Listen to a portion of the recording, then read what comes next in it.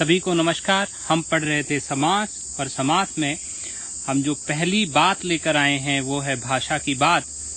ये आपकी ही पुस्तक से उठाया गया है, पिछले साल आपने पुस्तक पढ़ी है उसी से लिया गया है। आइए देखते हैं क्या है इसमें। खान पान शब्द, खान और पान दो शब्दों को जोड़कर बना है। खान पान शब्द में और छिपा हुआ है। जिन शब्दों के योग में यानी जोड़ने में और अथवा या जैसे योजक शब्द छिपे हों उन्हें एक समास का नाम है, वो समास कहते हैं। नीचे उसी समास के कुछ उदाहरण दिए गए हैं। सीना पिरोना, लंबा चौड़ा, भला बुरा, कहा सुनी, चलना फिरना, घास फूस। आप सोच कर देखिए कि क्या आपको उस समास का नाम याद आ रहा है। अगर नहीं याद आ रहा है तब भी कोई बात नहीं है, हम आगे देखेंगे। ये समास होता है द्वंद्व समास। द्वंद्व का मतलब होता है थोड़ा सा लड़ाई। द्वंद्व का अर्थ है लड़ाई, द्वंद्व का मतलब है झगड़ा। द्वंद्व समास में होता क्या है उसको आप समझ लीजिए कि जिस समास में दोनों पद समान हो वहां द्वंद्व समास होता है। देखिए, दोनों पद प्रधान होते हैं। ऐसा नहीं कि कोई एक स्पेशल है, कम है, ऐसा नहीं है। दोनों प्रधान है और इनके बीच में और लुप्त हो जाता है। जैसे देखेंगे भाई बहन, भाई बहन, भाई बहन के बीच का और गायब हो गया है, इसलिए यहां पर द्वंद्व समास है।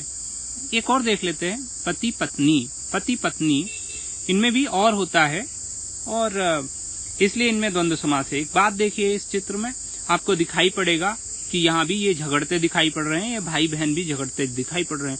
द्वंद्व का मतलब है झगड़ा, और आप हमेशा याद रखोगे इस पिक्चर को देखकर। इस पिक्चर को जब भी ये शब्द आएंगे तब आपके सामने ये पिक्चर आएगी।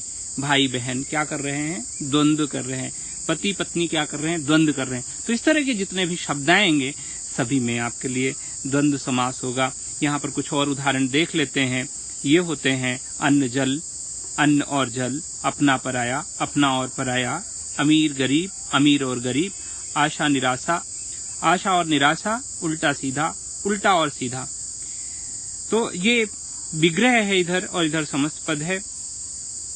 अगर हम विग्रह से समस्त पद की ओर चलेंगे तो ऊंच और नीच था, उससे समस्त पद बनेगा ऊंच नीच।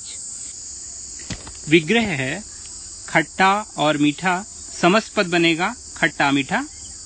गंगा और यमुना, और इससे समस्त पद बनेगा गंगा यमुना।